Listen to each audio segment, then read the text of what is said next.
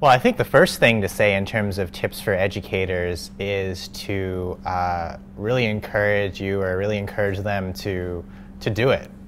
It's a very rewarding experience.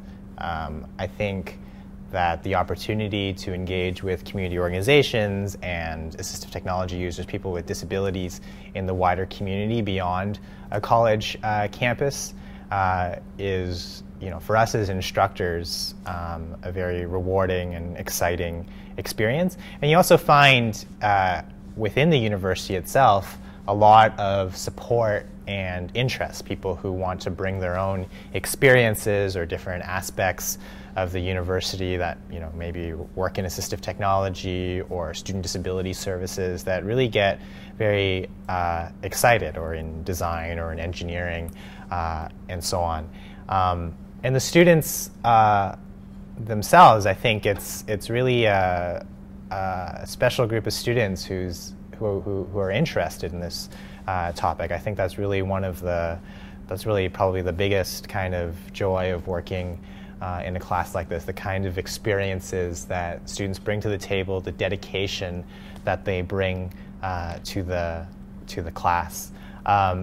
So there's sort of a big need out there. There's sort of a big interest from students. The other core part, I would say, is there's no doubt. I mean, logistically, it's always a lot of work to bring together different partners or find people out in the community and find lab spaces and places to build prototypes and so on. And I wouldn't even claim that we tried to make it particularly efficient this year. I think to us, particularly given the circumstances and given that we're doing this for the first time, we tried a lot of experiments that did require more time to set up. That might be one thing to say to that might be there might be more sort of efficient ways to put this all together.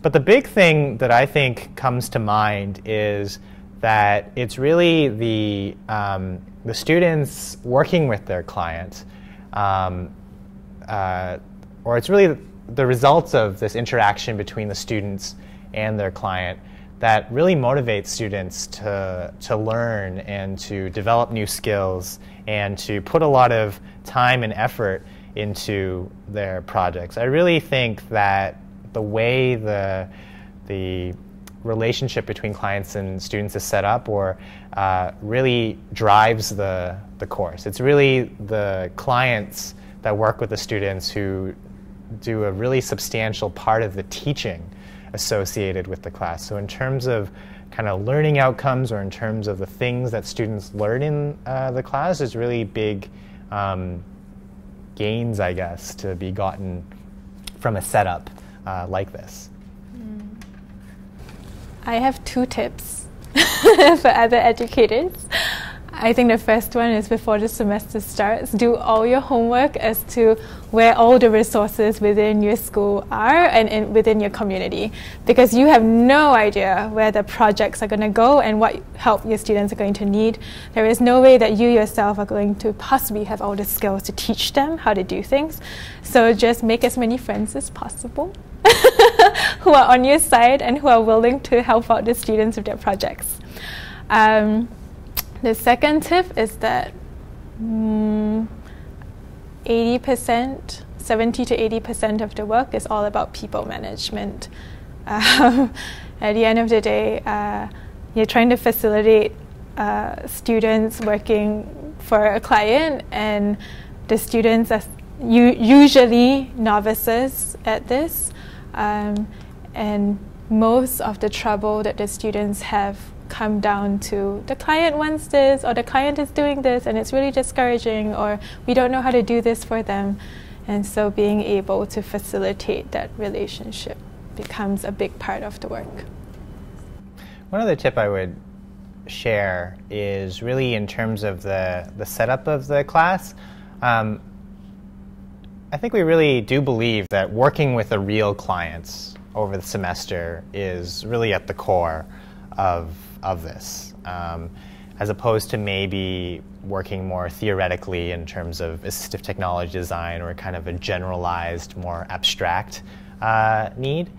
I think what I've seen is it really sharpens the particular need that students identify and try to fulfill. It certainly motivates students to try to get their project working, and it also just ends up, I think, being just a stronger learning experience for everybody involved, just the kind of that human side of things. So I know there's a lot of moving parts in the class that we've put together this semester, but from what I've seen, I think working with a client, and I think that associated with that is the efforts to identify the right groups of people to work with, I think is really important. And I think there's some question always about, well, if you work with one particular person, does that mean you sort of overfit to that particular person? Is this kind of product only going to be useful to that one person in the world, perhaps?